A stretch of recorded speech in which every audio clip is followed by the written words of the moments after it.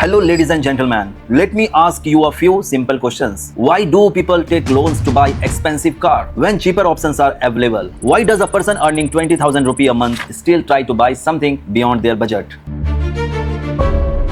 And most importantly, why do people sometimes reject a product even when it perfectly fits their need? Pause for a second and think, because this is not just about money. This is about how people actually make decisions. And sometimes decisions are not logical, they are emotional. Now here's something even more interesting. In 2008, India had over 70 million two-wheelers, millions of families who could not afford a car, a clear need for safer transport. So logically, if someone offered a car at the price of a bike, that product should have dominated the market, right?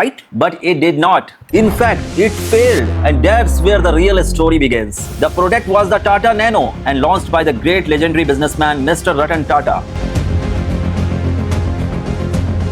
At cost average 1.5 lakh rupee, and initially everything looked perfect. 2 lakh plus booking, massive hype in the market, global attention. But within a few years, sales dropped from 70,000 units to almost zero, while Maruti Alto sold 2 lakh plus unit every year. Now think carefully. If price was not the issue, if need was not the issue, then what actually went wrong? Because sometimes the biggest failures don't come from bad products. They come from misunderstood people. India clearly had a problem. Millions of families were traveling in unsafe conditions on two-wheelers. From a logical perspective, this should have created a strong demand for a safer alternative like a car. But here's where really deeper from logic. People don't act just because a problem exists. They act when the problem feels urgent in India. Unsafe travel had become normal. People were used to it. When something becomes part of your daily routine, your brain stops treating it as a serious issue. This is called normalization of risk. So even though Nano solved the real problem, the market did not feel enough urgency to switch. And when urgency is missing, even the best solution feels optional in sight. A product does not succeed because a problem exists. It succeeds when people feel pressure to solve it. No pressure, no action. Now let's go deeper. Ratan Tata was not trying to compete with existing car. He was trying to create a new category. His goal was simple: convert two-wheelers users into a car owner. To make this possible,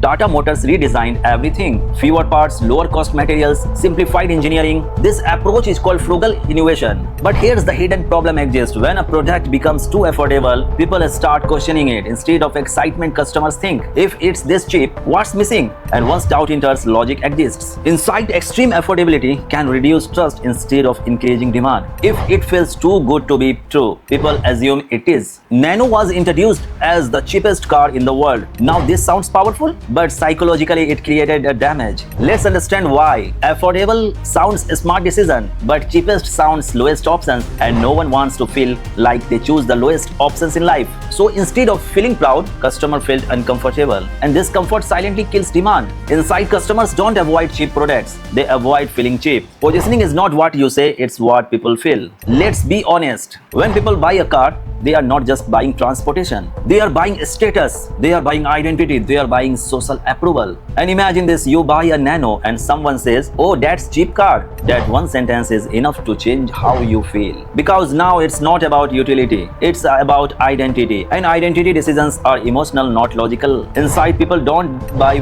what makes sense. They buy what makes them feel respected. Respect sells more than features. Now comes the most important point. Nano was built for affordability, but customers were driven by aspirations. Cars like Maruti Alto did not just offer transport, they offer a sense of progress. Nano said, this fits your budget. Other car brands said, this improves your status. And humans always choose progress over comfort. Inside, people don't buy product, they buy a better version of themselves. Let's remove opinions and look at facts. Nano peak sales was 70,000 units to drop below 10,000 units, eventually discontinue. Estimated revenue around 1,000 crore annually at peak. But low margin plus falling demand converted into weak profitability. Meanwhile, Maruti Alto 2 lakh plus units yearly, higher prices, better margin, a stronger business. Same market, completely different outcome. Inside, revenue is vanity, perception is reality. A product survives not on price but on positioning. Nano also faces a trust issue. Some Nano cars caught fire. Now logically, these were limited incidents, but psychologically it becomes a big issue because customers already had doubt. So instead of analyzing facts, they confirmed their fear. This is called confirmation bias. And once fear is confirmed, trust disappears fast. Inside, when trust is weak, even small problems becomes deal breakers. Perception does not follow facts, it filters them. Now let's go deeper. Nano did not just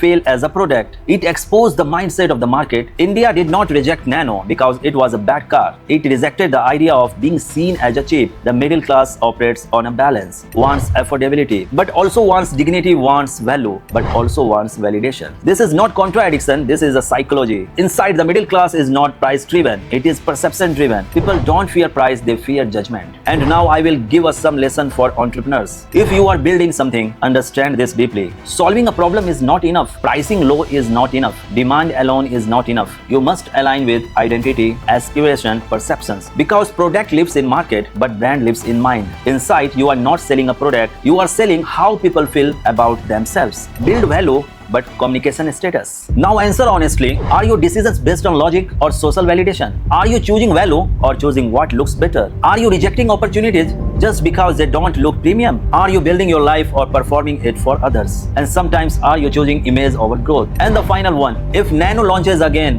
will you buy it or will you hesitate? Because that hesitation is the real answer. The Tata Nano did not fail because of engineering. It failed because it misunderstood one thing, human psychology. Nano solved the problem, but it did not solve how people feel while choosing the solution. And that's where everything changed. And here are my final take. Markets don't reward the most logical product. They reward the product that feel right to choose. In business, success is not about being right, it's about being accepted. If this video made you think even a little, then just don't scroll away. Because the biggest mistake people make is they understand, but they don't apply. So before you leave, ask yourself, am I making decisions based on logic or perception? And if you want to understand business, mindset, and reality at a deeper level, then subscribe. Because here, we don't just tell stories, we challenge the way you think. Thank you so much.